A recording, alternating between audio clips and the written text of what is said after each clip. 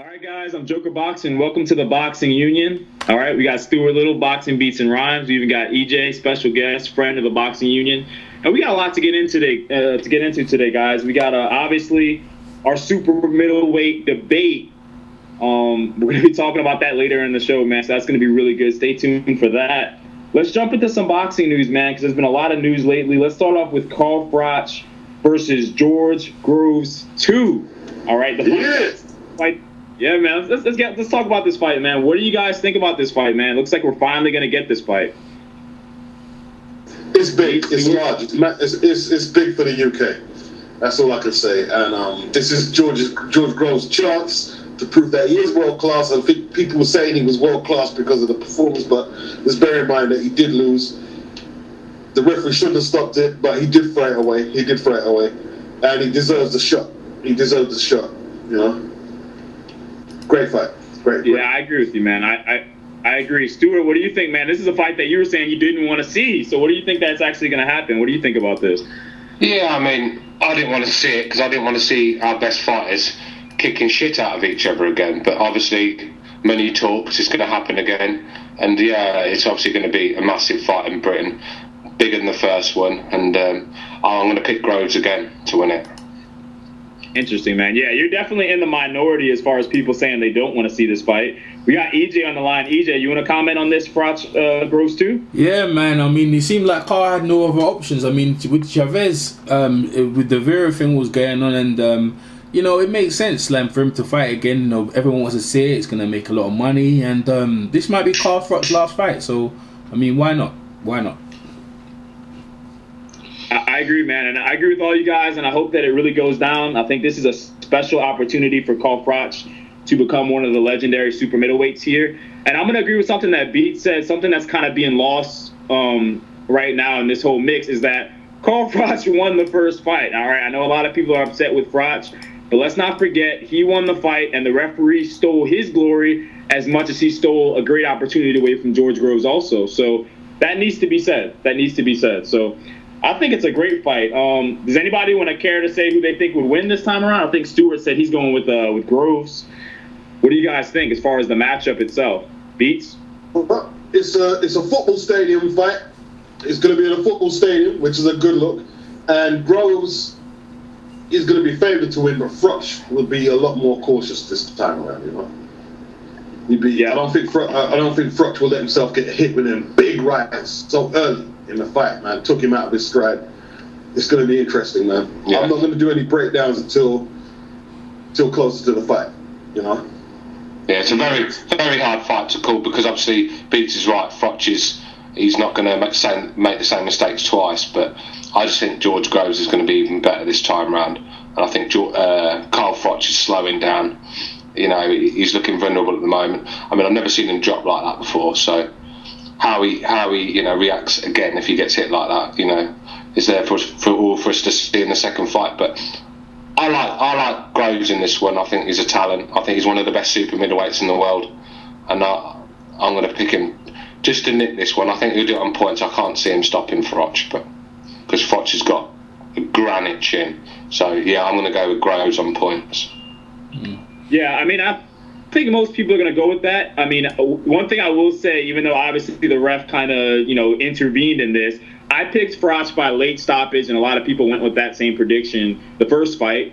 And you can see that Froch was getting ready to come on. You know, you can see that Froch was coming on. Groves was fading a little bit. So the question is going to be, all right, is Groves going to get better like Stuart said? Does he go back to the drawing board? Conditioning going to be better? He's been on this stage now. Is he going to be better? And how about Carl Froch? I mean, here's a guy now who's going to should be a little bit less cocky and understand, hey, I'm getting in there with a guy who is a beast, who might just be somebody who's figured me out a little bit. So maybe Froch is going to be a little bit more motivated as well.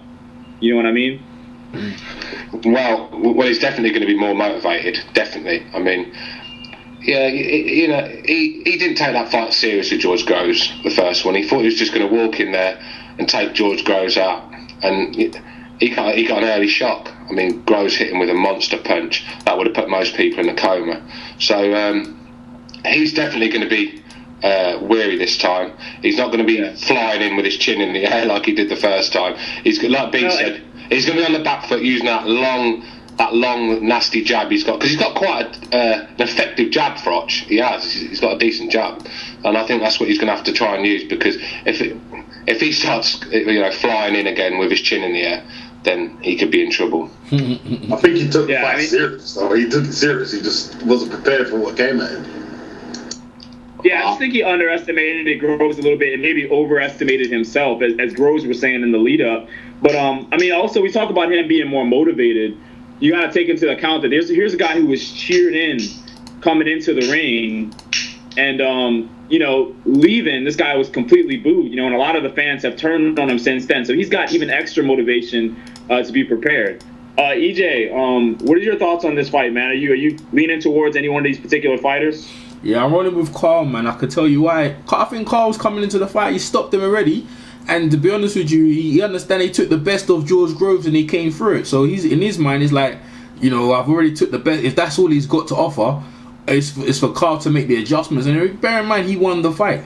I mean, it doesn't matter what anyone says. He's super confident. Now, he beat him. The referee stopped the fight, even though everyone agreed he shouldn't have been. In Carl mind, it's just part 2. I'm just going to finish off what I started. This time the referee is going to think, I'm going with Carl, man. Complete confidence.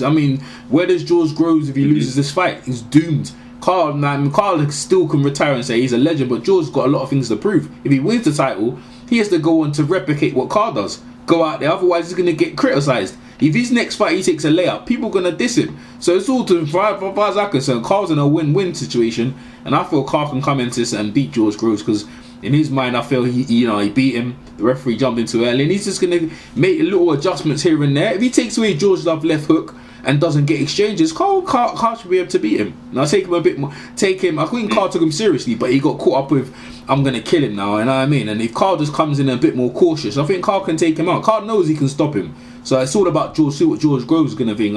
How can George make the adjustments from this point onwards? It's up to Carl now. So I feel Carl will win the fight, man. I'll tell you this much, right? Stuart, you might think Froch has got a granite chin, but Froch ain't going to be relying on his granite chin like everybody's saying no more. He realizes that, that is not quite granite. Well, I agree with you. But you can't take away the fact that he has got a very good chin. He's got a good chin, but he's got one of the best chin in boxing. Marvin Hagler is granite. That's granite. Yeah. You know what I mean? Froch's chin has been cracked a couple of times, man. You know what I mean? Listen, mate, has he been knocked out? Yes or no? Yeah, he's been down though. Hagler. Come on, man. Some of the best fighters in the world have been down. Hagler never got floored. Yeah, but what's Hagler got to do with Carl Froch? I'm just saying that's granite. Yeah, well, Hagler's the greatest middleweight of all time, so it's a bit of a bad comparison there, Beats. Well, it's not really. Yeah, exactly. That's exactly why to compare it. Because if he's the best and he has granite, that is granite. You know what I mean? The best has granite. Carl has got a good chin, but it's not granite. I disagree with that one, but at the end of the day.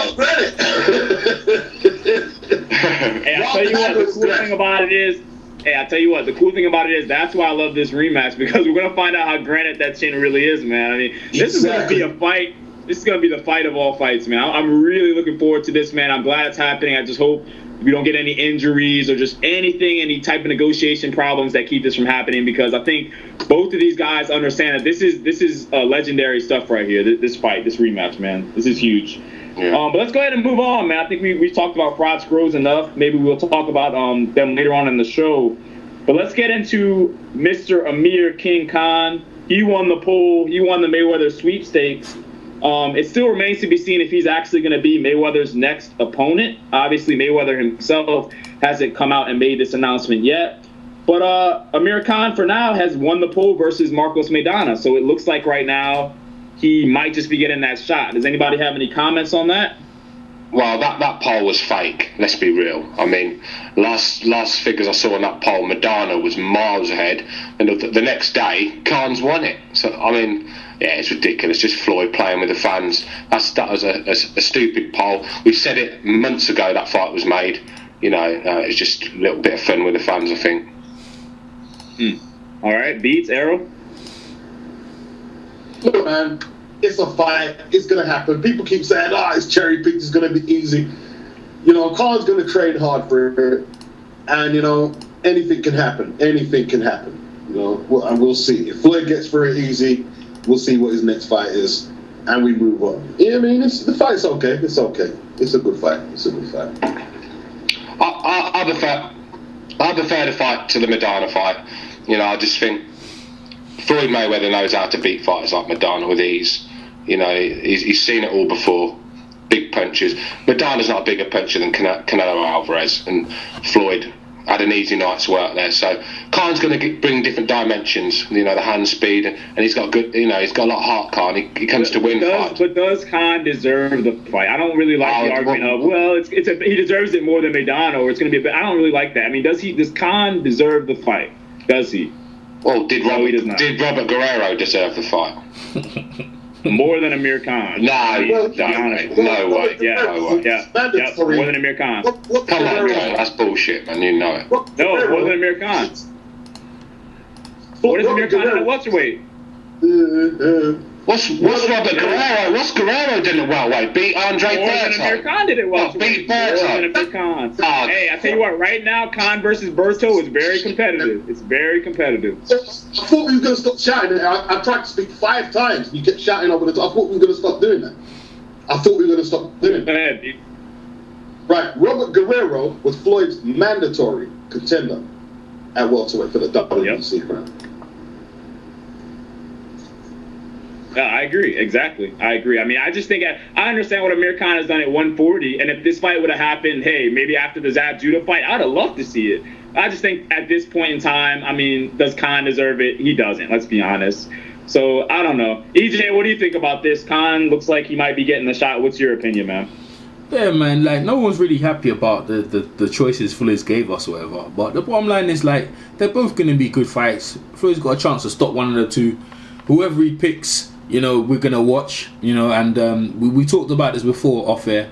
Like, it should be a really good undercard. Maybe Broner and Madonna on the rematch. That'd be really good to see. And, you know, Khan against Floyd, cherry pick.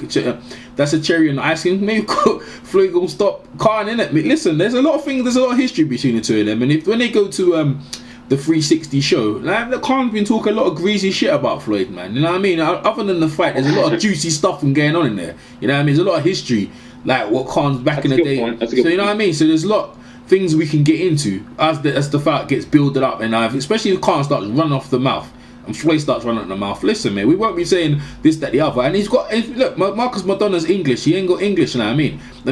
All you saw in that fight with the Broner, it was like, you know, it was just a Broner show. But getting into the ring, obviously Madonna did that. But you're gonna get a very interesting build up with Khan and Floyd going up to that fight, and you know, a lot of people not going to be talking about that. Hopefully, you know, if Floyd stops him or whatever, it'd be a good fight, and then maybe we can assess it after that. But hopefully the Khan and Floyd fight happens, and not like I want it to happen, but it seems like it's going to happen, and let's see what happens, man. You know what I mean? Try and enjoy that. You know, Floyd's only got a couple more fights left, so try and enjoy him while he's here. So that's all I got to say on that. Yeah, we'll see. I mean, another thing that could be said as well, we bring up Maidana. Maybe they'll throw Adrian Broner versus Marcos Maidana on the undercard. So hopefully Golden Boy can at least give us a really stacked card, and at least based off of last year, they're really good for doing that. So I could at least expect hopefully a really good card to make up for that main event. We got a caller on the line. I think it's Eric, but I'm not sure. Caller, what's up, man? That's right. You guessed right. It's Eric. How you guys doing? All right, yeah, cool, man. We're doing good. What do you want to talk about, man? You want to talk about this Amir Khan fight? Yeah, we can talk about the Amir Khan fight. I mean, I was doing a lot of research lately. The dude won on the Floyd Mayweather polls, and there was about like 9 or 10 other independent polls where Maidana just won by a landslide. I think it's a little odd. I'm not sure if maybe the polls were fixed or. It was made up, Eric. There was no poll. There's no poll, mate. Well, let's face it. Regardless of who won the poll, go ahead, Beats. No, regardless of who won the poll, nobody's going to be satisfied with the opponent. If Madonna had won it, who knows if they wouldn't have been saying the same thing? Who knows?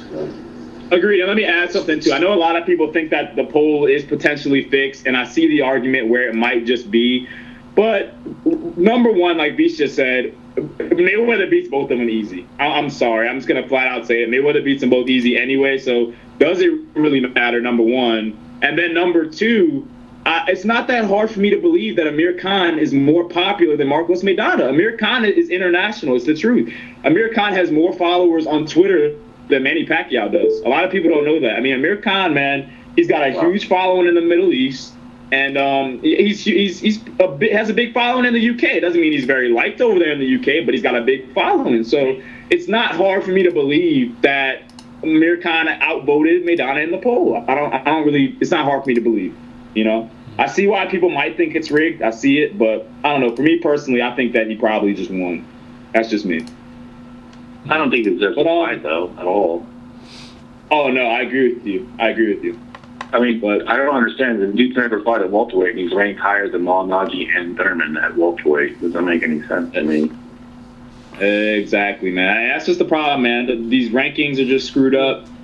But that's just what it is, man. That's boxing, huh? See, he shouldn't be fighting Khan technically. Like you said, he's never fought a welterweight. But then again, you know, you go through history. Roland Lastaza was not well ranked, at least from my recollection, when he fought Rocky Marciano. Peter Radmaker was making his debut when he fought Floyd Patterson for the world title. Like, if you go through the history of boxing, it's not all roses like everybody thinks it is. Just because it's historical, it doesn't mean everything was running shipshape, you know. And no, he shouldn't be fighting that guy, but we'll see what the second fight is. That's what I'm more interested in, you know. That's what I'm more interested in. Yeah, that's true. Hey, you never know who that second fight might be. So good points. I think we've talked about that enough.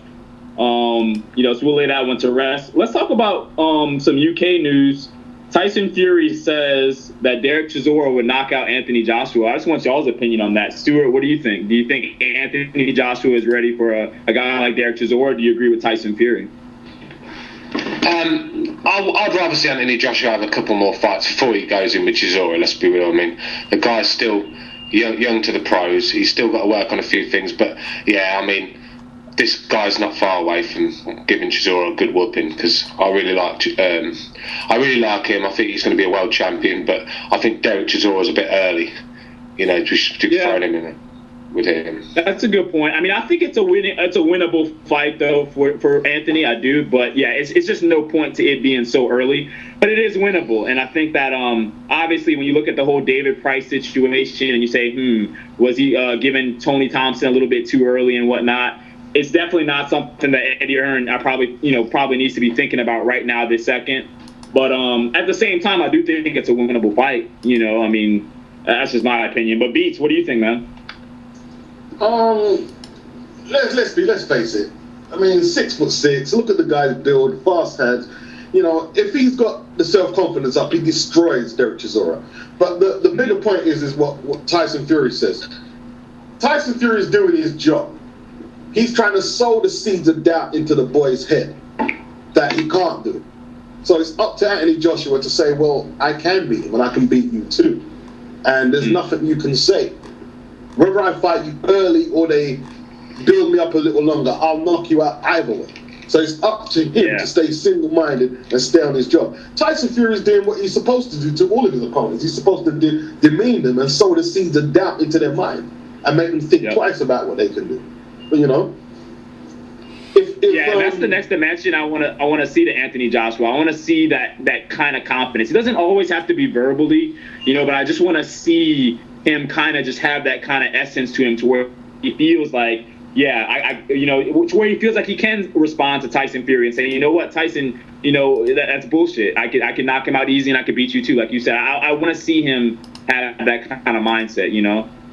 Yeah, and that's going to come with more experience and him fighting more. Look, I see Derek fighting a limited European opponent for his European title. And that guy showed Derek a couple of angles and hooked him up, right? So if Anthony Joshua can get a little game plan to find a couple of angles to bang him, he's going to bang Derek over, just like David Haye did. If he could come through in straight lines like that, he's going to get banged over. Yeah, he is, and you know he's got far too much for Derek Chisora. But like I said, he's early in his pro career. You know, there's time with this kid. He's still young. Why rush him and put him in there with someone like Chisora? On his day, he can give anyone a good fight. I mean, he gave Vitaly Klitschko a good fight. So you know, I'd stay away from Chisora for a while, but give him a year or so, he'll go through Chisora like a doorway. Great point. Errol, what do you think, man? Yeah, Beast, we're getting some feedback over there, mate. Alright, yeah. What was I saying about look, Tyson Fury, if you look on the thing, why is he talking about a guy who just why is he talking about Anthony or Joshua? Oh my days, man, my Skype broke down. Yeah. Sorry about that, guys. My Skype broke down. Yeah, why is Tyson Fury even mentioning a novice, even though he's won the I'm talking about Anthony Joshua, even though he won the Olympic gold medal, why is he even mentioning him? You see, to see Tyson Fury, yeah, mentioning him, it makes him look bad. You know what I mean? You know, you had a fight with David Haye, you got Derek Chisora. Why are you even mentioning him? You must have some sort of apprehension to even mention him. You must see him as some sort of let me see what I'm saying. You must see him as some sort of threat to even mention him. And like in my opinion, Tyson Fury, you know, right now he's gonna fight some guy. No one even knows who he's from America. He's gonna have him over and around. And then you really beat Derek Chisora. I mean, where are you going with your career? I mean, I don't understand why you're going to fight Derek Chisora. You already beat him already. You're just going, okay, Derek's got the European belt, so it would be, I guess that's why you're going there. But you're just basically going over old ground, and you're just basically trying to steal the light of Anthony Joshua, who's just got his feet wet in the pro game. You know what I mean? You need to stay focused on what you want. You might get knocked on your back like you did against Steve Cunningham, so you need to keep yourself focused, mate. And you know what I mean, Tyson Fury in my eyes, yeah, he's not what he makes himself out to be. He says all these big things and stuff, says all that. He's not walking the walk, doing the talk. You know what I mean? And also talking about Tyson Fury, you know, obviously over the week, a couple of days ago, we heard that someone burnt down his house, and thing, even though he's in Paris training, and that's out of order. I don't know why someone would go and do that, burn his caravan down and burnt down his house. I don't know why. What do they have to gain out of that? It's out of order. You know, the Furies, they bring a lot to boxing. They're very interesting characters. You know, even though we question on where he's going direction, you know, in the fighting game, but no one needs to be burning down no one's house. You know what I mean? It's out of order. Exactly. So. I mean, when we spoke to Peter, I mean, I actually had him about that fight. I actually said I didn't like the fight. I thought, you know, Tyson Fury is Chisora's old ground, like Errol said. And Peter, you know, I think he did agree with me in a way, but then he was saying, well, Chisora's a lot better, both a lot better fighters now. Chisora's a lot better, you know, he's a better opponent. So, you know, maybe it's just a British thing where, you know, get two Brits in there, make a bit of money, and let's have a little toe-to-toe war and fun for the fans. Because really, like Errol said, Tyson Fury should be moving on. I mean, he should be going to look for Pulev and people like that, not Derek Chisora. Well, that's the truth. That's what I think it is. I think it's just kind of like, okay, let's try to do a little money grab here. We got two Brits. Chisora's kind of on the up and up right now. Let's go ahead and try to make this fight happen. And I think that Tyson probably thinks that he's just always going to have that little edge over Chisora. And from watching the first fight, I can't blame him for coming to that conclusion. But we do have to remember, to be fair to Tyson, though, here's a guy that was put out of boxing for a year thanks to Mr. Haymaker, you know, David Haye. So the guy is probably trying to get some of that money back. And he probably looks at this fight as an opportunity to do that, you know? Well, this is it. This is it. The guy has had his career wasted by David Haye and his game. So, you know, let's not blame Tyson Fury here. Let's blame David Haye. I mean, the man's an absolute disgrace. I don't want to see him in a boxing ring again. Unless he's got $100,000 to give Tyson Fury for what he spent on sparring.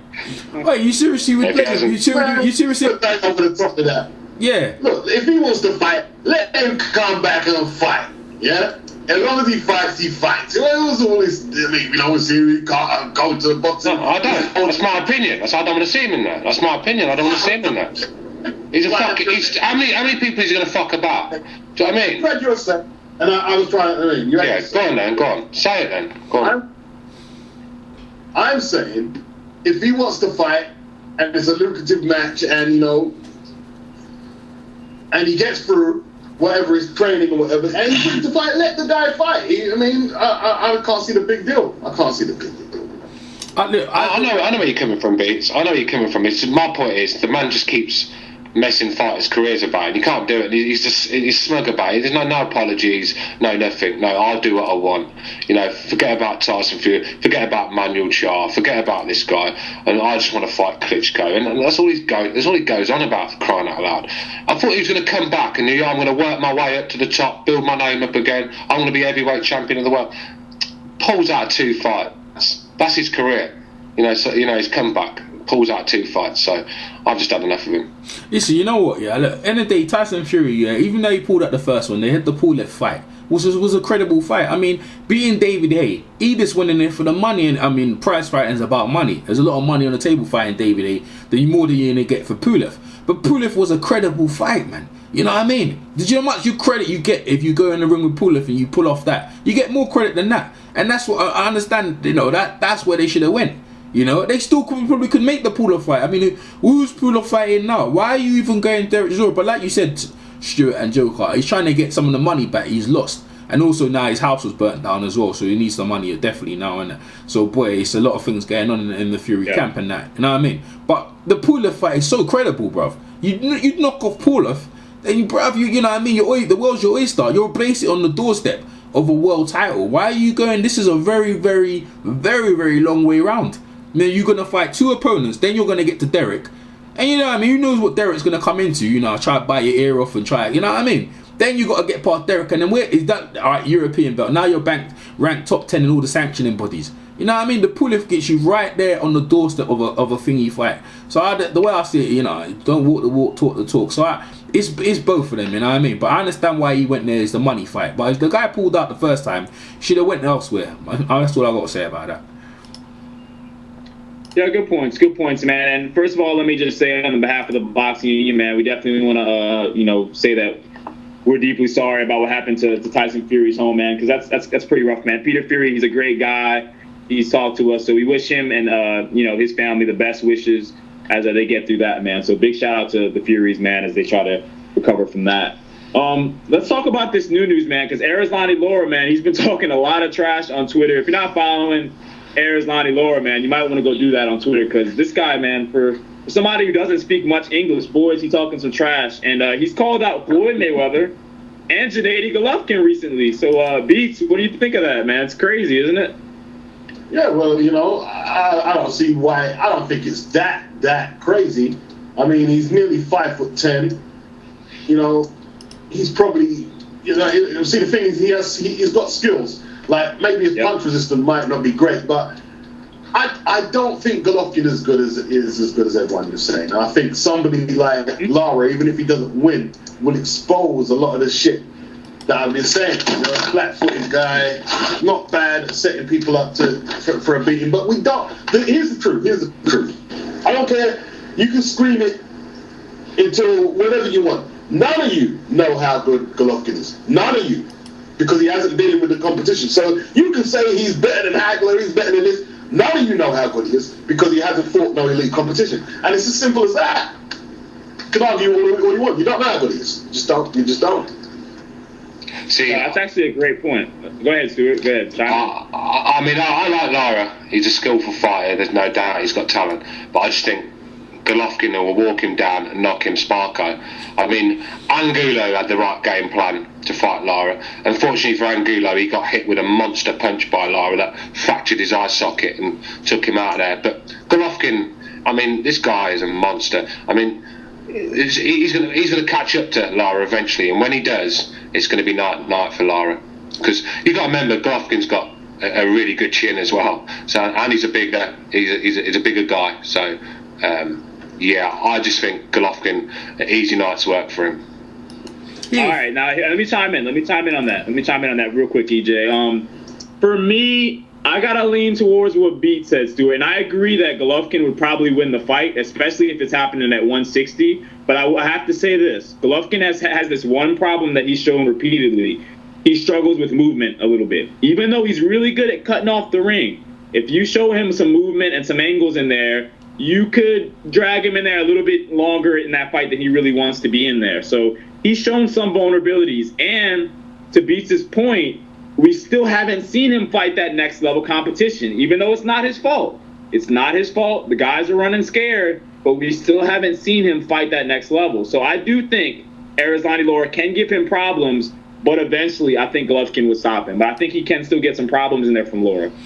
Yeah. Lara's resume is better than Golovkin's, and he's right now he's a better level fighter. If you look at their resumes up to now, and there's no reason why you think Golovkin can go in and walk him out. That's a very hard fight. Because to me, like, I'm not a fan of Lara. I think Lara's boring. But for a lot of guys there, they like Lara's technical style. He dealt with Paul Williams, even though he didn't get the decision. He did with Angulo, who's very precious. So he shows he can deal with a lot of different styles. He shows he's been in there. Golovkin ain't really shown anything against the opponents to say anything. You know, with people putting him up there, and a lot of guys who you put up there, they inflate them up. Eventually their bubble bursts. Lara's the real deal, bruv. He's not no easy walkover. And if that fight does happen, don't be surprised if Lara pulls away the... I don't know what they do. If Lara goes for the middleweight belt, don't be surprised if Lara pulls away the belt. Takes away the belt, man. But you know what I mean? It'd be a very hard fight for Lara. But I can see Lara pulling out by a point. I don't see no one getting knocked out in that fight, man. I see things, they taking a lot of punches, but we'll see. We'll see, man. But I'm not overly excited about this fight, though, to be honest with you. But still, I like to see Triple G fight some of the middleweight champions in his division, you know what I mean? But it is what it is. Man, yeah, I agree. Don't be surprised if Lara knocks Golovkin out. Oh, nah, you can't tell me on that one. Nah. Don't be surprised I'm not having that. Lara knocks Golovkin out. No chance. Don't be surprised, okay? No chance. What's next? No chance. I don't know, man. Let's go to our caller real quick. We got a caller in the line. Eric, what do you think about this potential fight? What do you think about that? Arizona Lara versus Triple G.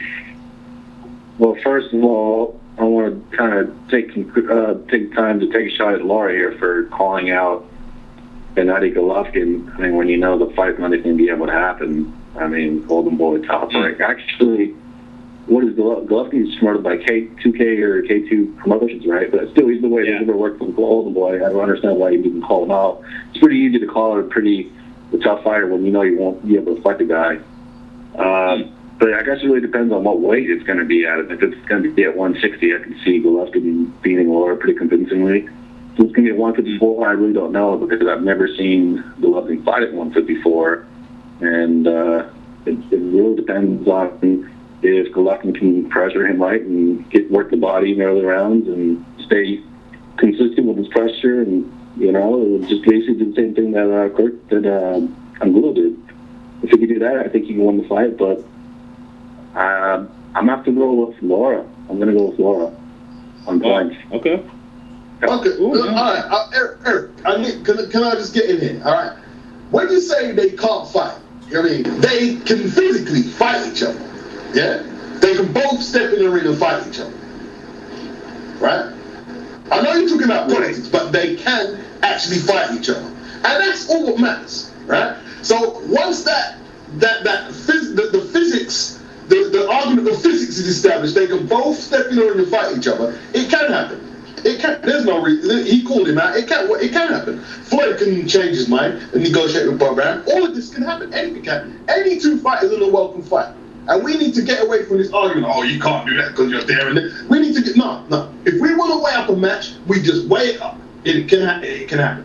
If we lobby for the match, say, yo, we're not going to pay you until we get our fight. We can get it. Any fight can be made. I don't care what anyone says. Oh, you're tied up into this contract.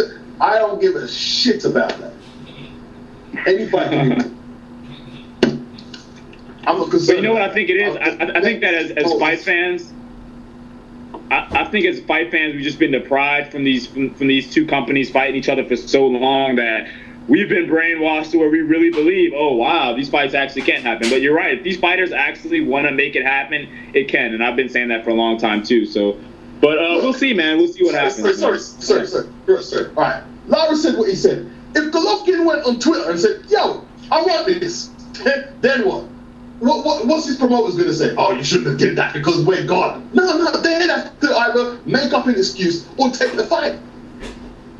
One of the two. Look, it was David Hay who said it, and I'm quoting from Hatman. David Hay said before he fought, I can't remember who it was, he said, look, don't listen to anybody. If two fighters want to fight, nobody could stop them. Yeah, that's a good point. Look at Lennox Lewis and I think that's pretty much it. I mean, you guys got any more news y'all want to talk about before we jump into the super middleweights? Anybody got anything else? Yeah, man, Vivian Harris, man. We talked to Vivian Harris yesterday, and he was supposed to fight Bradley Skeet on the undercard of the Tyson Fury fight against the American guy and Derek Chisora and Kevin Kimping Johnson, and we talked to him yesterday, and apparently he had a brain scan and MRI scan and he failed it, and basically there's a lot of palaver about it, and he was fuming, he vented off and stuff like that, and apparently Bradley Skeet's got a new opponent and they're shipping Vivian back home today, and we was debating about whether maybe Vivian's took 2 pounds, but Vivian's won his last 2 fights, and it was his last fight was in Massachusetts and the other one was in Philly. It seemed like he was fine, but Vivian believes that they didn't want to pay him the money, and Frank wanted not paying the money, and they basically shipped him back, and it's quite it's quite disturbing. It's quite disturbing how underhand Frank is. I mean, we can't definitely say that, but it's like because of Vivian's been knocked out before, you have that history, and maybe Frank's read that and thought, yeah, well, let's get him out of here. But it's messed up Vivian because Vivian had another fight in March planned up on Fox Sports, and they gave him an alternative. Either you take if you take the Fox thing, or you take the one in the Box Nation, and he went for the Box Nation. That's messed him up, and the Fox cards messed him up. So now he's out of pocket. You know what I mean? So it's quite he's quite proper distressed about it. But we was talking. I put it up in certain groups, and certain people were complaining, trying to say that we was lying, it's fabricated, and it's messed up. But anyway, there's a press conference tomorrow, Frank Warren, for that card tomorrow. I want to see what Kugan Cassius has to say about it, but it's put up over the storm. So that's what's happening. The latest boxing news I've got, anyway. Well, that's really interesting, because I'll be honest, if that was anybody else but Frank, I would say, well, you know what, I could see maybe there might be some real legitimate concerns there, and then maybe there is, maybe the guy does have some injuries to his brain, and we've seen, especially in these last, just this year alone and the past year, that we as fans need to be mindful that these guys are humans, man. They're going through legitimate injuries, and we got to keep that in mind. But also, like, you're right, if there's some deeper story behind this, and this is Frank Warren being typical Frank Warren, then it's a real shame, man. So either way, that's definitely big news right there. Look, we can't. Look, this is just my opinion. We can't, at this stage, libel Frank Warren in no sort of way, because Vivian's doctor told him he was able to fight and fly across the thing, and the MRI by the British Border Control says different, that he can't fight. Vivian's doctor told him he could fight, and according to the BBC, he was wrong. Maybe he should have went to either the New York Athletic State Commission and got himself tested before he came. And I'm just being real with that. Can't really libel Frank Warren on that. No, that's a great point. That's a great point, and most fighters should probably start doing that before they travel abroad, to any different country. Stuart, what's your thoughts on this? You got Stuart? Stuart. Something to Stuart, man. All right, looks like Stuart's stepped away, man. I'm here. Sorry, guys. Yeah. Sorry, guys. I'm here. I was just sorting something out. Go on. What's my thoughts on Vivian Harris? Yeah. Yeah, I mean, I feel sorry for Vivian. I mean, he was really disappointed when we spoke to him, obviously very angry as well.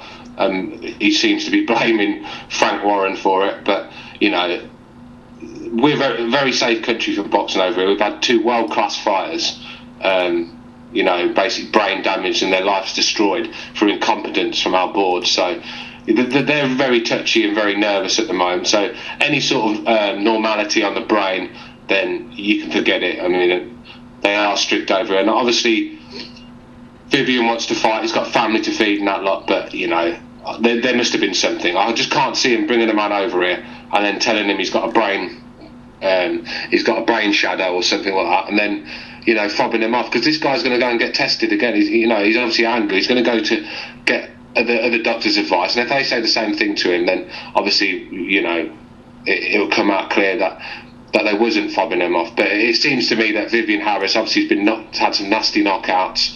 He's getting on a bit, fighting career wise. Obviously, he's only 32, I think, but he's had a lot of fights and he's took a lot of beatings. And I think it's just probably time for him to call it a day now, because I think once the Americans know the fact that he's fouling medicals over here, I think they'll follow suit. Well, we'll see. I mean, it's hard to say. Like everyone's basically said, we don't know how legitimate it is. So, Obviously, he can only kind of go by what his own doctor said. He's obviously gonna have to go back to the U.S. Take some more tests, and then we'll just have to go from there, man. And then we'll see what happens. But if it does get unveiled that he was perfectly fine, once again, this is just not going to be a very good look for Frank Warren. It's going to be very damaging to his already bad credibility at this point in time. Well, it can't reflect Frank Warren. Sorry. I'm going to keep saying this. It can't reflect on Frank Warren. It was the British Boxing Board of Control that done the MRI, not Frank Warren. It wasn't Frank Warren. It was the British Boxing Board of Control. Maybe so, but let's be honest, Beats. People are going to assume that Frank Warren had something to do with it. That's just what people are going to assume. Well, you can't, because every fight has to go through the British Boxing Board of Control to do the MRI. So everyone who fails it, they're going to look at all the pro. You can't do that. Can't do that. Yeah, but he's the one. When the British board was separate from. No, sorry, Beats. Yeah, but when the British boards were going through their lawsuit with Watson, it was Frank Warren who put his hand in his pocket and paid him. That's why the speculation come there, innit? You know what I mean? If he said certain things, whispers in certain people's ears, they're going to say no to him? I'll give you an example. There's a Derek Zora, right? They banned Derek Zora, and they didn't even give a freaking date how long he was out for, right? Frank had enough of this bullshit. He went down there. Next thing, Derek's got his license back. Do you know the uproar? Yeah, they caused, yeah, when Derek and freaking the Klitschko, what he was doing made England look very bad. It was on every news channel. You didn't think Derek was ever going to get his license back. All of a sudden, Frank said, you know what, I've had enough of this. He served his time. He went down there, said, fuck, blah, blah, blah, blah. Derek's got his license. This is why the speculation is there. That's why Joker's saying what he's saying. Because Frank Warren has that power. Because if they were about to go bankrupt, he put his hand in his pocket and paid them, gave them the money to give them a fucking lifeline. No, I don't need to swear, but I'm just trying to say to you that these things happen. It's corrupt. You know what I mean? And you know Frank Warren's affiliated with the mob. He's been affiliated with the mob, the British mob, from a long time. I mean, we walk around with that black eye from Thingy Marsh, Terry Marsh in them days. He's under. He used to do unlicensed boxing. It's not far fetched for us to even suggest that. You know what I mean? It's fish eyes. We're talking about fish eyes here, mate. Go on. Yeah, but he's been shot as well, Errol. Let's not forget. Yeah, but exactly. So I'm trying to say, so he's an underhanded guy. You know what I mean? We're not dealing with an upstanding guy. All we know is what Vivian said, and the way they've dealt with him is very suspect. So, you know what I mean? And we put it out there, and we'll see what happens in it. We'll wait and see what happens in the press conference tomorrow. And he hasn't given us much reason to trust him either. You know, let's not act like Frank Warren has given us reason to give him the benefit of the doubt at this point. And that's my thing. At this point, I just can't really give him the benefit of the doubt anymore. It just is what it is, you know? That just is what it is, man. We'll see. We'll see. The truth will always be revealed, man. So we'll find out. But one more thing, guys, before we jump into our super middleweight debate. Hang on a second. We're getting some feedback. Yeah, let's get feedback. Everybody mute yourselves. All right, cool. Before we jump into the super middleweight debate, let's go ahead and talk about one last thing, and that's that Bob Arum says that Miguel Cotto and Sergio Martinez is going to be announced in March. So it looks like that fight is a go. Cotto's made his choice. It's going to be Sergio. I think we all kind of pretty much thought it was going to be Sergio at this point. What do you guys think of this fight? Do you guys think it's the favorite in this fight? A lot of people are riding Miguel Cotto right now after the Delvin Rodriguez win. What do you guys think, man? Well, if the support Sergio we're going to get, I mean, he can't be any worse than the one that Martin Murray fought. I mean, I just don't know. I mean, he's been out a while now. He's getting on. I mean, if he's slower than what he was against Martin Murray, then I think Cotto could get to him. But obviously, he's been known for getting schooled by decent boxers. So it's a tough fight to call, that one, because obviously Prime Sergio wins every time, but this is not Prime Sergio. So Cotto's got a chance, but. Yeah, and let me ask you this question, Stuart, before I move on. Do you think that Cotto has improved like everybody else does? Do you believe in this new Freddie Roach-trained Miguel Cotto? Do you think there's something different on him? What, because he knocked out Delvin Rodriguez? I mean, come on, let's be real. We don't know. No, I agree. Delvin Rodriguez is god-awful. Absolute dreadful fighter. So we just don't know what kind. But Sergio Martinez obviously is going to bring different dimensions than Delvin Rodriguez. So we'll find out. But it's a good name it's a good fight on paper. If someone said to me, "Oh, do you want to watch Martinez Cotto?" I'll put it on. Damn right, I fucking want to watch it. Put it on. So yeah, it's a good fight. Yeah, and the question is going to be, like you said, has Cotto improved, or has Sergio declined. So there's two questions here, and it definitely does look like, based on Sergio's last couple of fights, if we're counting round 12 of the Chavez fight, and of course the entire Martin Murray fight, which some people thought Murray won. If we're counting those two fights, then Sergio's taking a step back, and the guy is an older guy right now. So it's interesting. It's very interesting. Beats, what's your thoughts on this, man? What do you think? It's going to be a very close fight. It's going to be very close on the scorecard. I don't see no one knocking each other out. I don't know who wins it, actually, at the moment. I don't know. That's 50-50. I agree. It's tough. It's a tough one, man. It's going to be a good fight, though. It's going to be a really good fight, So, EJ, any thoughts? What do you think man. I got to applaud Miguel Cotto for doing what he's doing.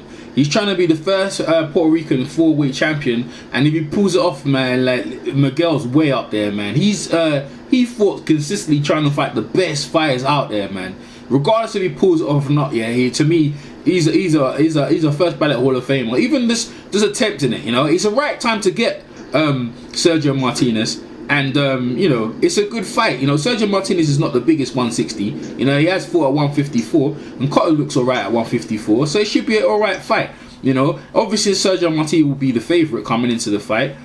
Just because even though he's lost performances, but he's a bigger guy.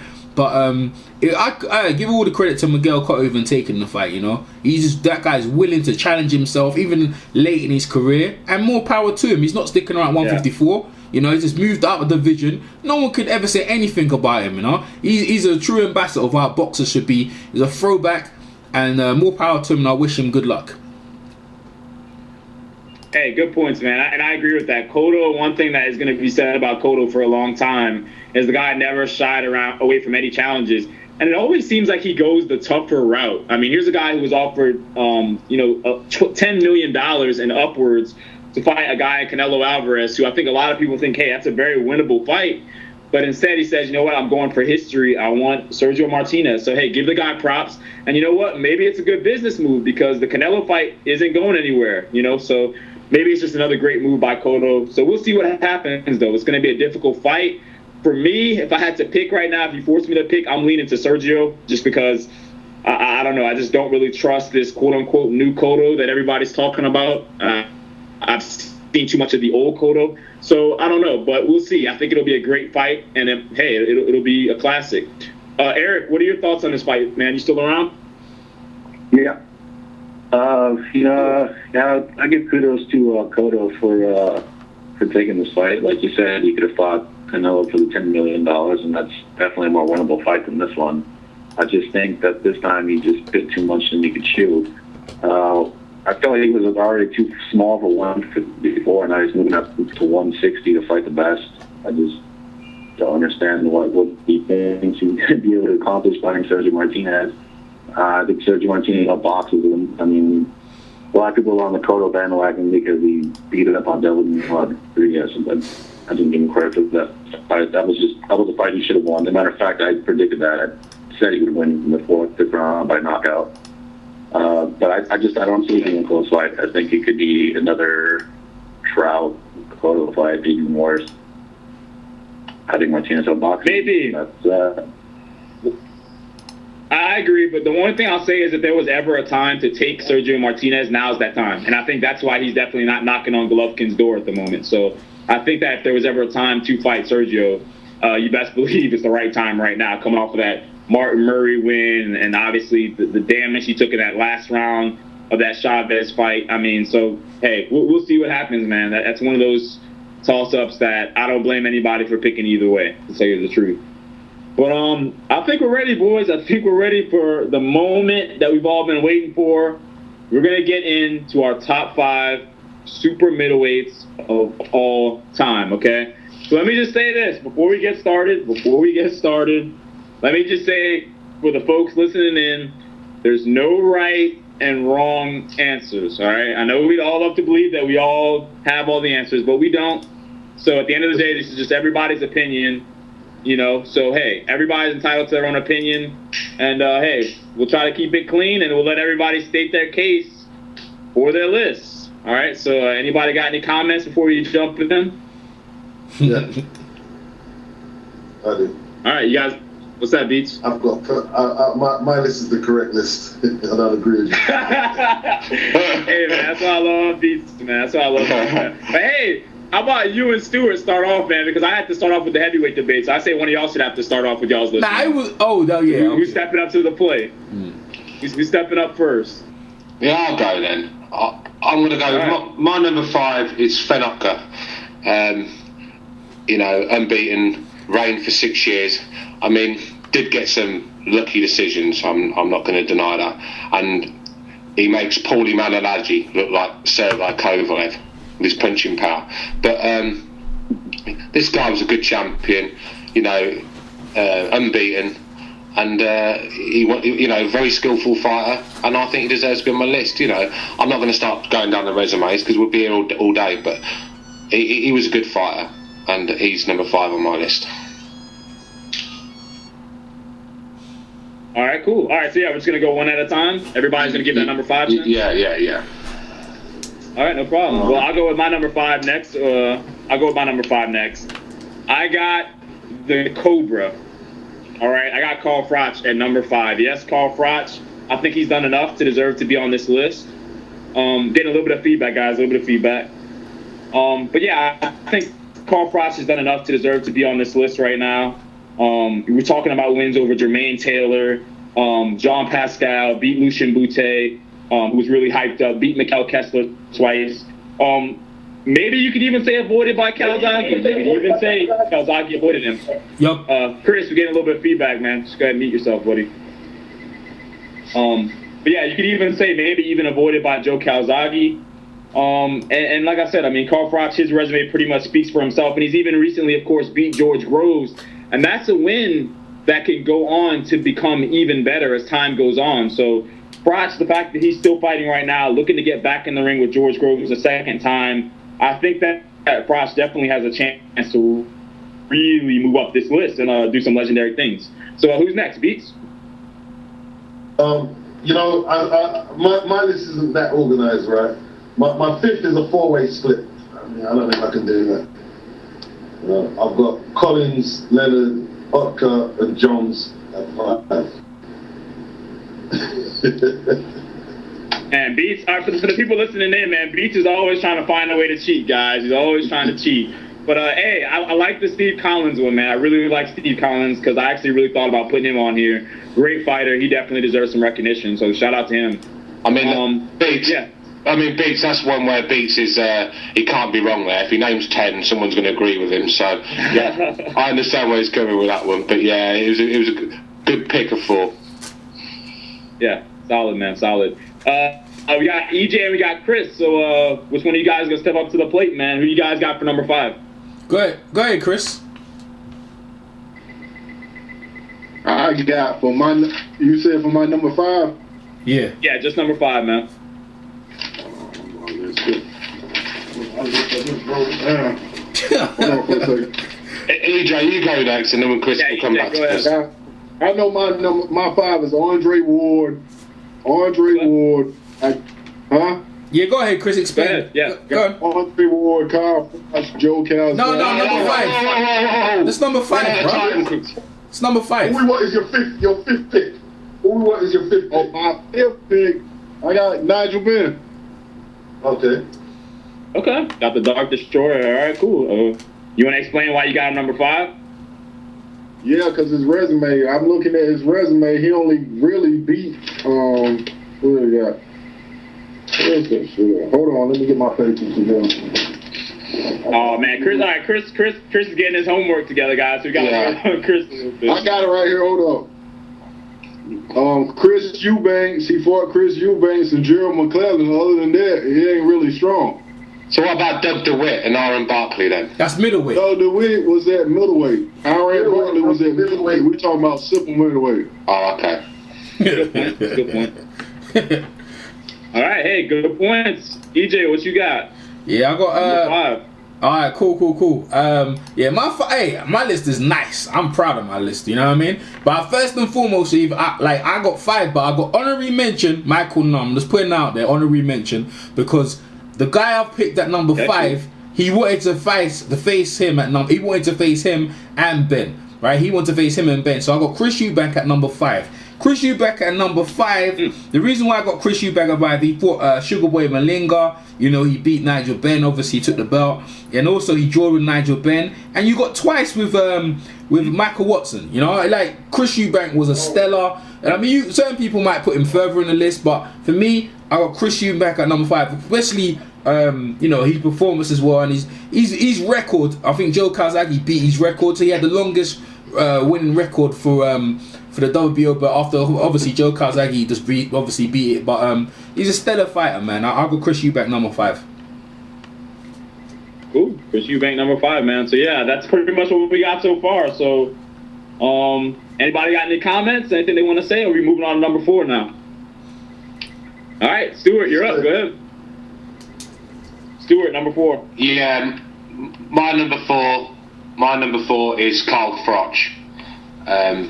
Obviously, resume, he's fought everyone he could, and he's got some really good names on there. I mean, Pascal, Boutte, Durrell, Kessler, George Groves, Jermaine Taylor. I mean, the list goes on and on. And, you know, Robin Reed, an old one. But he's got some really good names on there. He's a legend of the UK. He deserves to be on any list in the super middleweight division, and he's number 4 at mine. I mean, I'd like to put him higher, but I've got to be really realistic. But his resume alone and his wins, he's gone away from the UK as well. He's travelled and he's won overseas. Some fighters like Andre Ward have never even left Oakland, so you've got to give him credit for that. So yeah, he's number 4. Okay. Well, speaking of Andre Ward, that's not number 4, man. I'm going with SOG for number 4, man. I think he's got some tremendous wins on there. Obviously beating Carl Froch, the guy I got at number 5. And I have a lot of respect for Carl Froch. He's obviously well accomplished in the super middleweight division. So that win speaks for itself. Hall of Famer right there. You got Chad Dawson. You know, he was the first guy to pretty much dismantle Chad Dawson. Obviously, Chad Dawson did come down in weight, but hey, still a spectacular win, and there's not a lot of other super middleweights out there that could have did what Ward did to Chad Dawson. So I give him tons of credit for that. Mikkel Kessler, and obviously all the other wins speak for themselves. Complete domination of the 168 division, and he's that guy at 168. So I got him at number 4, and you know, hopefully moving forward, he could get some more wins on his resume. Here's a guy who. You know, if he does move up to light heavyweight and fight a Sergey Kovalev or an Adonis Stevenson, which are possible fights because both of those guys fight on HBO, if he moves up and fights those guys, I mean, we could be talking about some really legendary stuff from this guy, Andre Ward. So we're going to see what he does moving forward, man. So number 4, Andre Ward. Beats? I have Beats, you there? Split. Yeah, I got a 3-way split. My God. Come on then, James Toney, Chris Eubank, and Nigel Benn. Really? You put James Toney in there too? Okay. Yeah, man. He beat Prince Charles Williams, man. Yeah, he had four fights at that weight, I believe, was it? Yeah, Tim Littles was undefeated. You know? Yeah. I mean, he done his thing, man. I mean, I think you guys... Come on, man. wet behind the ears. You don't remember Prince Charles Williams and how good he was. I remember. But you putting them tying him with Eubank and Ben though. Eubank and Ben. All right. Charles Williams was like. I mean, you know you're boxing, B, so you know I'm not gonna argue with you, but I'm just saying I just put Eubank and Ben. Why wasn't Eubank and Ben really do it? I mean, they done most of their work at middleweight. A lot of Eubank's defenses were filler defenses, just like similar to Otka, you know. Eubanks had a lot of dodgy decisions against Ray Close and is it Dan whatever, I can't remember. He had some few dicey ones, you know. So you know, I've got no problem putting James Toney in there. I've got no problem. All right, cool, man. Chris, what's up, man? What you got? Oh yes, Chris Eubanks is my number 4. He beat Tony Thornton. He beat Gracio Rakhajani, Lindale Holmes. Yep. Y'all seen that fight? He beat Michael Watson to it. And he fought Nigel Benn. So he's my number 4, Chris Eubanks. Yep, I'm not arguing with that. EJ, what you got, man? Yeah, man. I got Ben at number 4, and Chris. On my list, this is my list personally. I go by notable wins. Notable wins, yeah. So Nigel Benn, you got obviously the draw with Chris Eubank, which is an epic fight. Obviously, you know they had a great fight at middleweight where Eubank won that fight. The Gerald McClellan one, I don't care what anyone says. That Gerald McClellan win is a friggin'. That's enough to take 4 opponents. That Gerald McClellan is big. Fantastic. This Gerald McClellan, if he wouldn't have a route, man would have been, you saw all-time legend, brother. And you bet that fight, anyone listen to this telecast right now, you go and watch that fight and you don't tell me your heart's not in your throat watching that fight. So I've got Nigel Benn on my list. What? Huh? Eubank and Ben. What fight though? What? The Gerald McClellan fight and Ben. Sorry, the Gerald McClellan fight and Ben. Not Eubank and Ben. Gerald McClellan fight and Nigel Benn. That fight, if you don't watch that fight with your heart in your throat, yeah, I don't know what I'm going to say. So basically, I got Nigel Benn, the Dark Destroyer, coming in my list at number 4.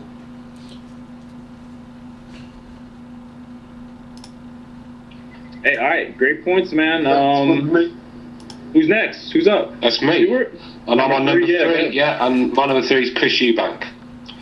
I mean, Eubank was a terrific fighter.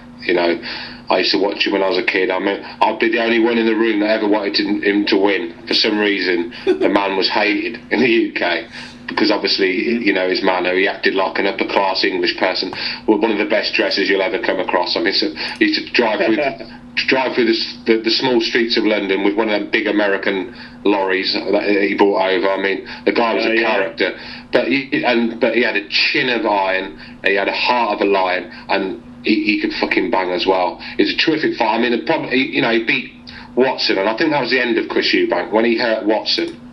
I mean, he was never the same after that. I mean, he lost his killer instinct, and he was waving referees to stop fights. I mean, I think he was bashing Henry Wharton up on the ropes and waving the ref, come on, stop it, and Wharton's still ready to fight. You can't, he lost his kid. He tried to win on points a lot. He was great, dodgy decisions. Obviously, Eddie Hearn even said, I don't know how my dad got away with some of them fights he made for Chris Eubank because they were so one-sided. But then again, he has fought some terrific fighters, and Collins, Ben, Watson, the list goes on. So he's number 3 on my list, Chris Eubank. Hey, well, I'm not going to argue with you because I got him at number 3 too, man. So, hey, great minds think alike. Chris Eubank fought Nigel Benn twice, obviously draw with him the second time. Fought Graciano, as Chris mentioned, which was a great win. Also fought Watson, like you mentioned, Stewart. So Chris Eubank, complete legend. The guy just had that swagger when he was inside the ring, man. And he was in, two, I'm not even going to say 2, just some of the biggest super middleweight fights in history. I mean, have his name on it on the other side of the bill. So tremendous fighter, great jab, great foot movement, and I just loved his presence in the ring. And outside the ring, like you said, the guy was just a complete character, man. And we just don't have those kind of guys around right now today. So, hey, Chris Eubank for me, number 3. Beats? I've got Joe Calzaghe, number 3. Want to qualify nice. that? Yeah, go into it, man. Yeah, Joe did his thing. To be honest, I don't think he won the Robin Reed fight. I don't think he won it. The Jeff Lacey fight, he got more credit than what he was probably given. Was a bit overinflated when he came over. He took him guys like Starry. Kessler was an unproven quantity, in my opinion, when he fought him. Who did Kessler beat before? Marcus Bayer and people like that. So, he did his thing. He got you back at the right time. That was a good win, But, yeah, number 3 is about right. It's about right for Joe Calzaghe. All right, cool. No problem. Chris, who you got for number 3? The same thing. Joe Calzaghe is my number 3. Okay. You want to get into it? Okay, I thought he beat Byron Mitchell and Eubanks when they was older, and I think the wins at Roy Jones and Bernard Hopkins, that was at light heavyweight. Other than that, Omar Sheikha, he wasn't that good. Jeff Lacey wasn't that good. Sakio Bika and Mikhail Kessler was his best wins to me. Yeah, but that was a prime Mikhail Kessler. Let's be real.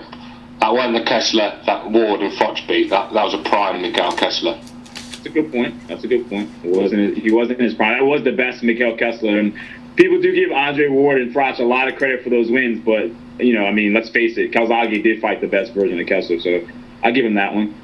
But all around, hey, good points by Chris, man. EJ, go ahead, man. I think we're on number 3. So go ahead, man. Yeah, I got Joe Calzaghe.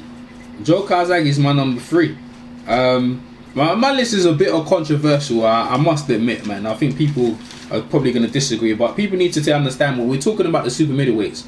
So you can only go by the super middleweight resume, which Joe Calzaghe has. So you have to knock out the win with Roy Jones, knock out the win with Bernard Hopkins, and just stick with them super middleweights. So what we have is Miguel Kescar, a prime Miguel Kescar, obviously undefeated. Sakio Bika, just won the Contender Series. You have a Jeff Lacey, he picked up the IBF strap, not tested, but still a formidable foe. Byron Mitchell, who lost the belt to Spinotka. You have Charles Brewer, who lost the belt to Spinotka as well. A bit people could say it was a better spin, but gave Joe a good fight. And then you got Richie Woodhall and Robin Reed. They were both tough fight. Even people say Reed, could have won that fight. And then you have the Chris Eubank fight, where Chris Eubank took that fight at short notice, and Joe himself said that was the most hardest fight he ever took. So, that's the super on his resume. I have to put Joe Calzaghe at number 3. It's going to be very interesting. People in my 2 and number 1, but at the minute, Joe Calzaghe number 3. That's it. The Dragon, innit?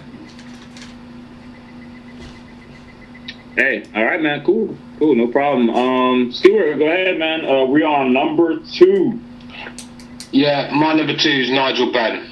And the reason I picked Nigel Benn over Eubank is because Nigel Benn beat Gerald McClellan, and for me, Gerald McClellan would have gone on to be the best super middleweight of all time, sort of thing. He was just an animal. This guy was knocking everyone over. Roy Jones was scared shitless of this guy. I don't care what anyone says, but he was a horrible man. I'm not going to get into his personal life, but he wasn't a very nice man, and a lot of people were glad to see him get his ass whooped, but obviously not like that. But this guy was an animal. He had Ben through the ring, through the ropes actually in the first round. I couldn't believe what I was seeing of. And Ben got pushed back in, got up, and how Ben won that fight, we'll never know. I mean, just showed tremendous heart. He had a broken jaw. I mean, McClellan was probably the hardest hitter in that division. The Mike Tyson of the middleweights, they called this guy. Barry McGuigan, well, I remember watching it live on ITV. It was on ITV, that fight. And they were interviewing Barry McGuigan. And Barry McGuigan said, I can't see Ben lasting 3 rounds. And I'm like, fucking hell, this is Nigel Benn, the champion of the world. And Barry McGuigan's giving him 3 rounds. That's when I knew what an animal this kid McClellan was. And for Ben to win that fight. And then when you look, he went to America. Obviously it wasn't a super middleweight, but he has gone to America, beat their best at the time. And this guy just fought everybody. And for me, obviously the McClellan injury, it was a bit like Eubank. He lost his killer instinct after that. He was never the same fighter, and that's why he started to deteriorate. When he fought Collins, he was a shadow of the man. So, but for me, loved him as a fighter. I remember my dad used to tell me about him. His name was Big Ben then. My dad used to say, this guy, man, he's from the army, because he fought just down the road from here. My dad went to see him, and he said, this guy's a killer. And I remember it from this day, and that was Nigel Benn. And I'll never forget Nigel Benn, number 2. Yeah, once again, I think we're on the same page, Stuart. So, I'm going with the Dark Destroyer, Nigel Benn, man. Absolute monster. You brought up what he did to Eubank. Not Eubank, what he did to Gerald McClellan, man, who was pretty much looked at as like the Mike Tyson at the time, man. The guy was an absolute beast. And I agree that guy had the potential to go on to be maybe the greatest super middleweight of all time. And he showed tremendous heart, great power. And I don't know, I can't say enough good things about Nigel Benn. Obviously, the 2 fights with Eubank.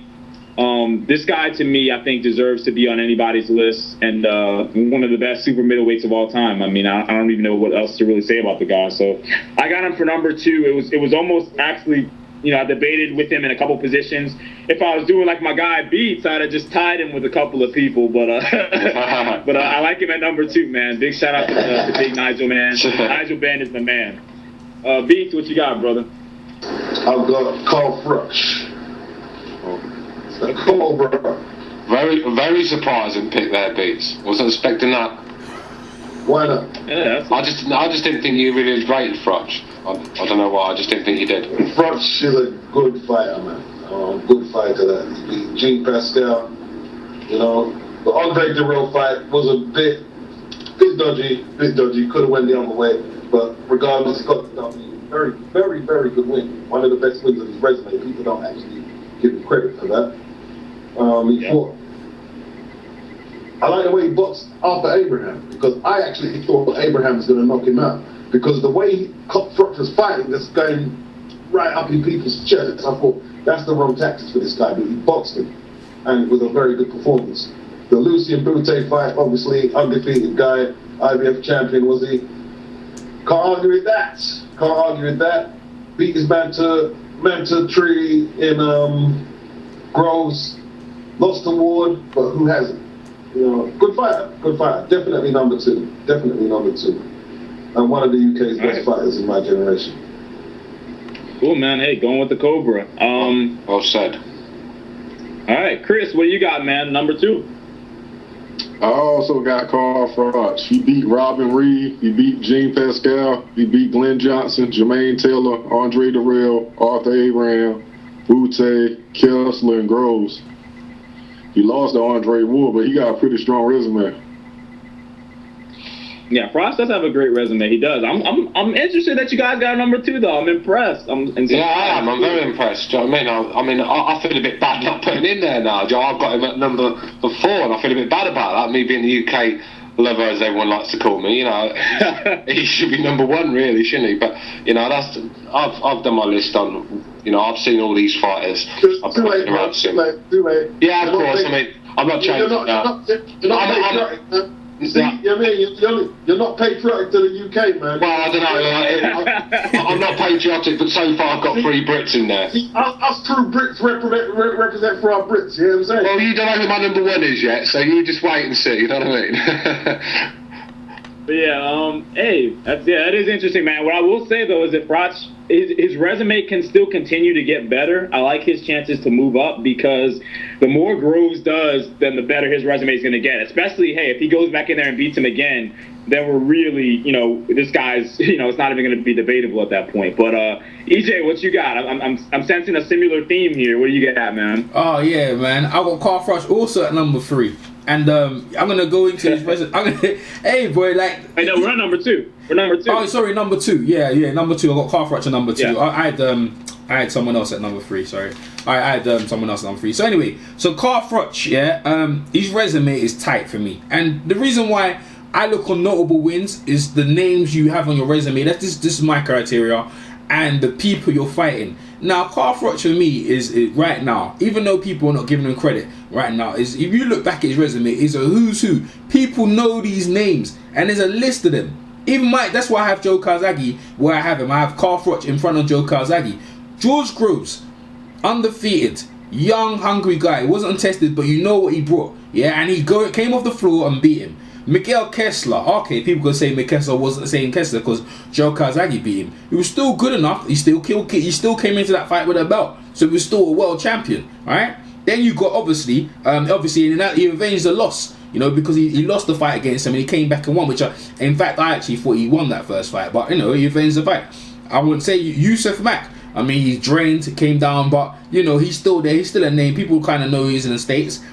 Undefeated Lucien Bute. Lucien Bute was built up to be the baddest guy there. After the tournament, Lucien Bute should fight Ward. Carl said, I'll take him. No one else wanted to take him. He said, all right then. Lucien Bute was so confident he came to England and Carl took him in his backyard and took him out. Now everyone's saying Lucien Bute's a bum. Glenn Johnson, a short notice in the Super 6 tournament. Took him out. That's a very hard win. Glenn Johnson, he's not a pushover for no one. Now, no way. Ask Clinton Woods, and then Clinton Woods, he won some of the fights at the super light middleweight, and he beat bloody Tarbar. Yeah, the fight was I think he beat Tarbar. Yeah, I think he beat Tarbar. You know what I mean? And then you got Arthur Abrams, the middleweight. Now, big banger at the middleweight who stepped up. Then you got obviously Andre Dirrell, slick fighter. You know what I mean? Some people could say Carl Frotch lost fight, but he beat him. These are all names. Jermaine Taylor, undisputed middleweight champion, who bloody Bernard Hopkins, who took the belt from Bernard Hopkins. Jean Pascal, after the fight, they fought for the vacant WBC belt, and G. Pascal went on later to beat Chad Dawson. You know, these are big names, and not Robin Reed and Brian McGee. I put the European guys in there, which and he beat out of sight Robin Reed, and he blasted away Brian McGee. You know what I mean? The resume is still going on, and also we have a rematch. His resume is still growing. You know what I mean? Carl Froch for me, number 2, the Cobra. Well said, Daryl. Well said. Agreed. All right, go ahead, Stuart. Well, I'm on number 1, I believe. Yeah, go ahead, man. That's right. Joe Calzaghe. Who else? I mean, the undefeated, undisputed super middleweight champion for me, and he's number 1 on my list. Obviously, we've all spoke about Calzaghe tonight, and you know we all know who he's fought and who he's beat. I just believe this guy had everything. He had fast hand speed, and he could bang a bit before his hand started to go. You know, he could bang a bit. I mean, if you look what he did to people say he slapped, but he used to make messes of people's faces. I mean, look what he did to Lacey's and Roy Jones's face. So this guy did hit hard. I mean, he had a really good chin. I mean, this guy used to get dropped, get up, and then before you know it, his opponent's on their ass. This was sort of good heart, could fight on the back foot, could go toe to toe, had everything. For me, you know, for me, he's number 1, and Joe Calzaghe. All right, man. I'm going to give my number 1, and once again, I'm going to agree with you, and I'm going to go with Joe Calzaghe. And I wrestled with this. I really did. I was like, man, am I really going to put Joe number 1? But you know what? I am going to put him number 1. He beat Bika, beat Kessler in their prime.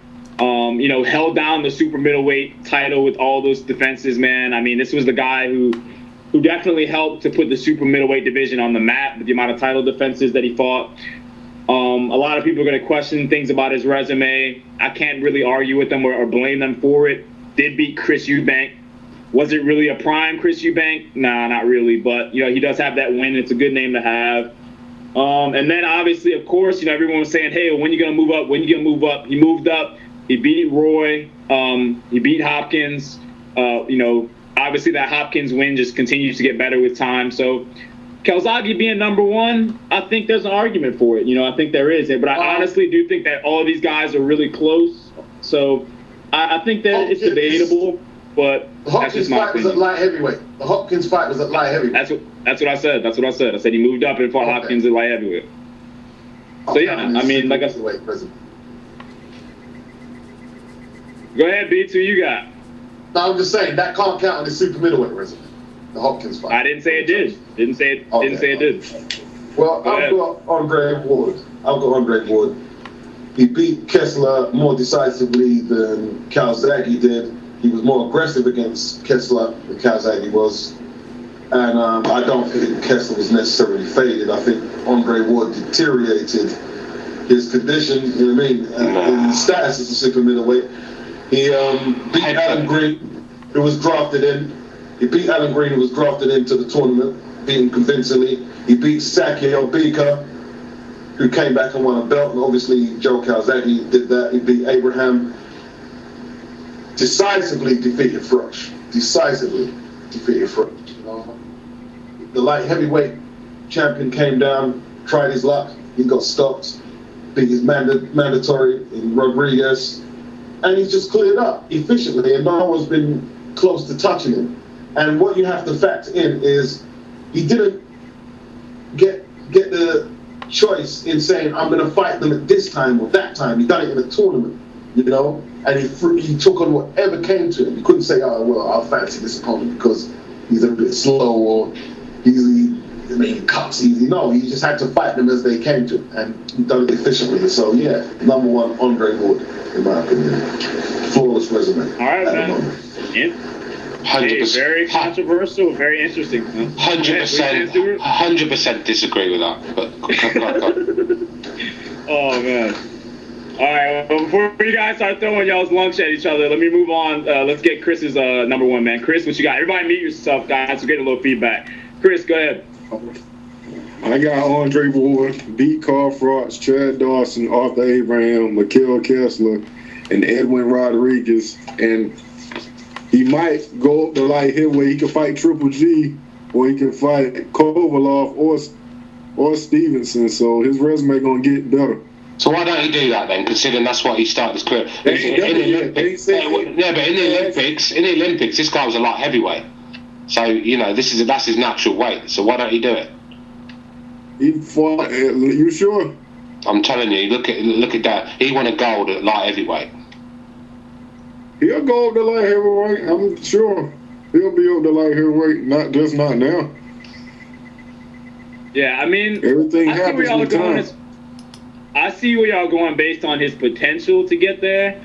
I'm not sold that he's there right now. You know what I mean? I even got him in my top 5. I even got him in my top 5. Nope. Can I finish, though? I got him in my top 5, but yeah, go ahead, Chris. Go ahead.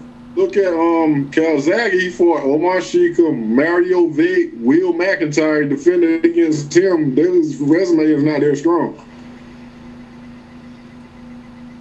No, I mean, hey, you can't count the wins at light heavyweight. Calzaghe does have some weak spots there. Very true. But I mean, to me, I'm just not sure Andre Ward has accomplished enough personally to say he's the best all time. Even if we don't say, wait a minute.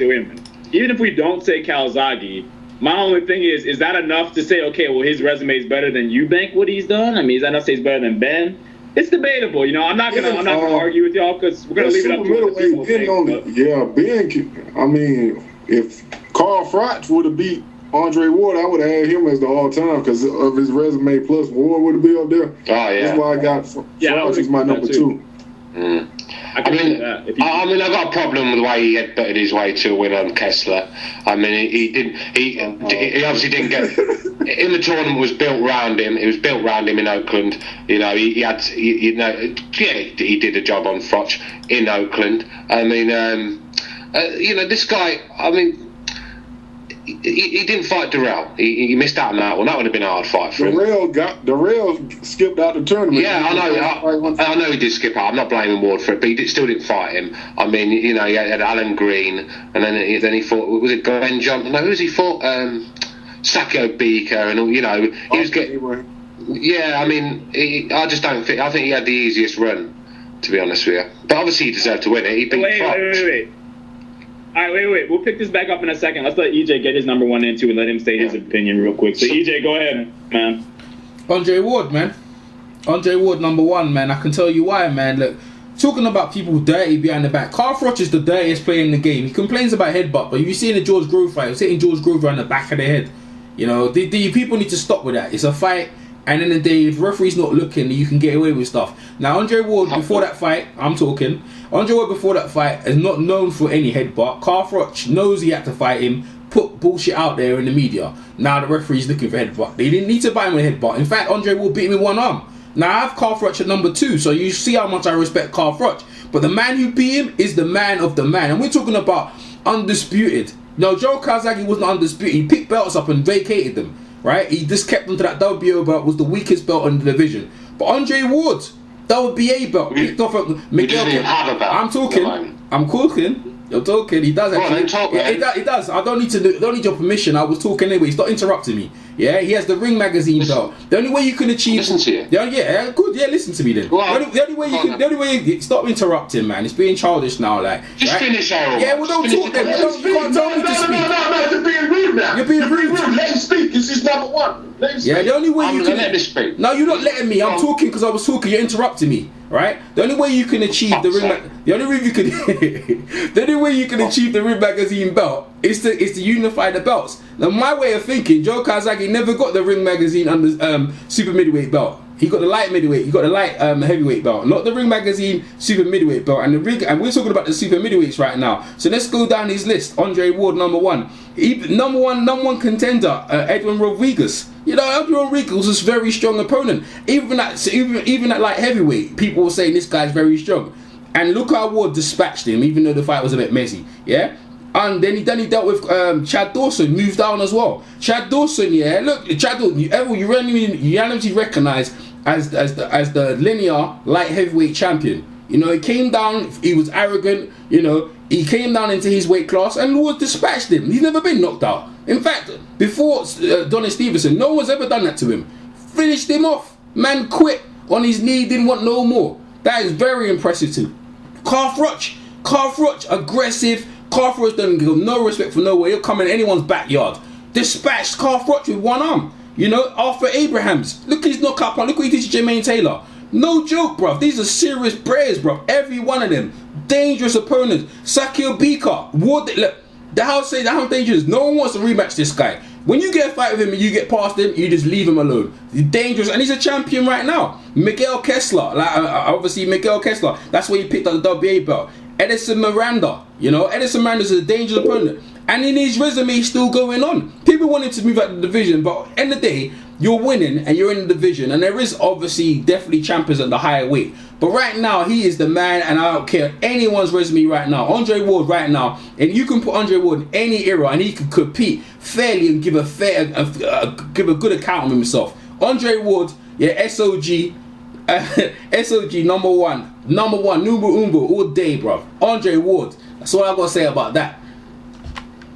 All right, hey, interesting, man, interesting. That's an interesting point of view, man. Andre Ward, number one. I see where you guys are going based on valuing Carl Froch, but I think that's where the difference of opinion kind of is, because for me, I just don't see Froch as number two. So that's where the difference is. Froch, to me, he's in my top 5. I believe I got him at number 5. But, I mean, the Lucian Bute win, that's a win that's going to get worse as time progresses. And even at the time, it's debated on how good Lucian Bute really was. So that's the only problem. While some of those wins are great wins, I just don't know if it's just right now enough to say that he's number 2. I don't know. For me personally, I just don't see him number 2. But we'll see, though. What's that? Go ahead, Chris. What about the Jeff Lacey win with the Calzaghe guy? That's not really a good win. He's getting beat up left and right after that fight. That's the same as Bute to me. It's close. It's close. Yeah, I could see that argument as well. But ultimately, that's what I'm saying. I don't think Calzaghe should get a ton of credit for that. He doesn't really, to be honest. So, I mean, that's the same thing I'm saying. Can we give Carl Froch a ton of credit for Bute? Not really. Now, the Groves win, as time progresses, like I said, that's a win. Depending on what we see next from Groves, that could actually amount to being some big things. So I don't think that it's out of the question to think that Ward or Froch can surpass Calzaghe. I think it's not out of the question to think so. For me personally, I don't think they've done it yet. That's just personal. Hey, one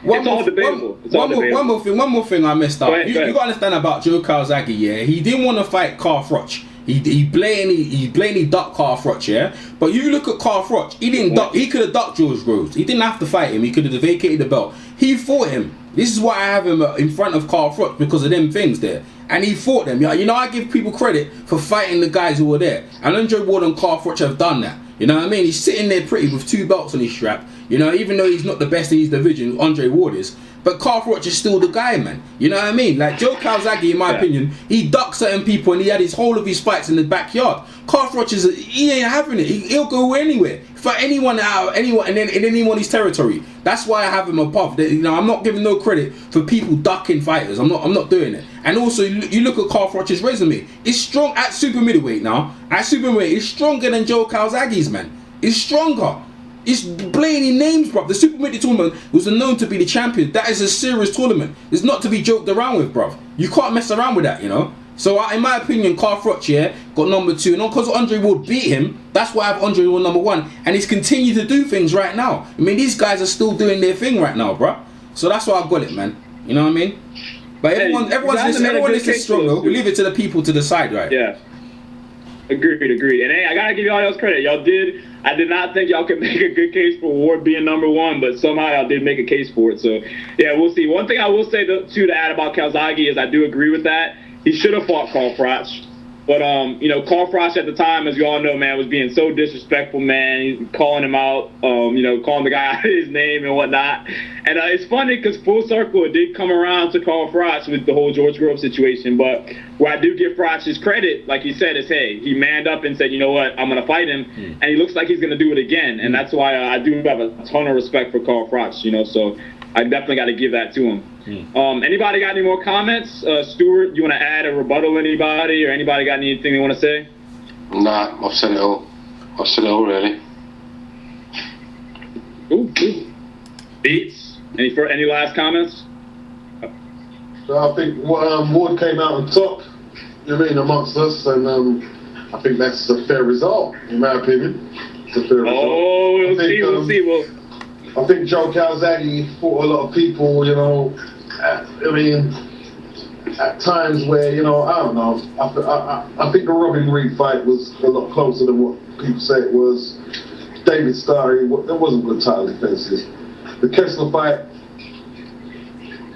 well, yeah, that was a good win. That was definitely a good win. The Jeff Lacey, good win. Once again, overinflated. A lot of us knew that the guy just had one punch. Eubank, when he was good. Don't get me wrong, he was good. I just think Froch did more. And I think Ward certainly he caught hotter bodies than Joe did, in my opinion. Okay, cool. Well, I'm going to go through some people's list on Twitter. If you guys don't mind just muting yourself, everybody, because we got a little bit of feedback. I'm going to go through some of the Twitter lists so you guys can hear what some of the people already had to say for what their list that they turned in. So let's see if they agreed with any of us. Let's start off with David John McCullough. Shout out to him. He said Eubank, Ben, Calzaghe, and he said Hearns has to be up there. So that's interesting. I know Hearns did fight at super middleweight for a little bit, but I don't know about having him in the top 5. But hey, shout out to him for coming up with his list. Chimingo Williamson, he's got Calzaghe, Roy Jones, Andre Ward, James Toney. Okay, interesting. Let's see. Too Short Planks has 5, Nigel Benn, 4, Steve Collins, 3, he's got Eubank, 2, Mikkel Kessler, and 1 Calzaghe. Okay, that's really interesting. So Mikkel Kessler getting a little bit of love there. Boxing News 01 says the greatest ever has to be Joe Calzaghe. All right, so that's his opinion. Patrick Connor says Calzaghe, Jones, Eubank, Collins, and Ben. That's a solid group. Jason Barker, shout out to him. He's got Jones, Ben, Eubank, Toney, and Nunn. So EJ, your boy Michael Nunn, getting a little bit of Nunn there, a little bit of love. Stevie Howell has Jones Jr., Eubank, Calzaghe, Ben, and James Toney. Let's see. Dondo Nam has Jones, Calzaghe, Eubank, Ben, and Ward. Andre Ward getting some love. Let's see. We got Winky. He's got Ben, Collins, Froch, 2 Ward, and 1 Calzaghe. So interesting list from him. Let's see what else we got. We got a lot of lists. We got James Massett. He's got Jones Jr., Calzaghe, Ward, Eubank, and Collins. I guess in that order. So he has Jones Jr. number 1. Andy Behrens, he has Calzaghe, Ben, Ward, Eubank, and Collins. I'm glad to see Collins getting a lot of love, man, because I think Collins does belong in that debate. Let's see, Mike M, he's got Calzaghe, Jones Jr., Ben, Eubank, Collins. Neil, big shout out to him. He's got Joe Calzaghe, 2 Steve Collins, 3 Ben. Let's see, 4 he's got Otke, and 5 Chris Eubank. So interesting. Let's see. We got a few more.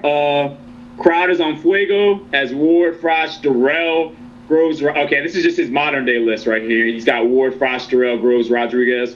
All right, so yeah, everybody else is pretty much giving us their top 5 fighters of today. So that's pretty much it, man. So a lot of love for Steve Collins, a lot of love for Joe and Ben and those guys. So yeah. Interesting list from the people, man. But yeah, I know that was interesting. Yeah, that's because they're not weighing up the super middleweight resume. He beat Danny Pazienza in super middleweight. That's what they do. Yeah, it's an interesting list. Yeah, pretty much. So I think that's what it is. I think a lot of times what it is, it's hard to erase out of your mind what people have done at other weights, so people kind of think about it in the back of their head, you know. So, but hey, props to everybody for turning in a list. Props to you guys for coming up with your list. And I think we could wrap it up if you guys are ready. Are we ready to wrap it up or what?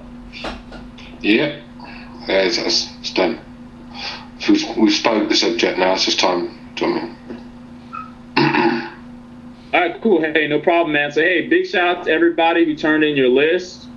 Follow us on Twitter at The Boxing Union. You can follow me on Twitter at Joker Boxing News. You can follow my man Beats at The Black Boxer 1. Stuart Little at Stuart Little UK. EJ, give the people your Twitter, man. At Errol Jarrett. Cool, man. At Errol Jarrett for EJ. And Chris K. Bond, man, you got a Twitter? Yes, KCNC1. Hey, cool stuff, man. So, hey, you guys listening in, thanks for tuning in to the Boxing Union. Definitely let us know what your lists are, man, and let us know what you thought of our list. So we'll catch you guys next Monday.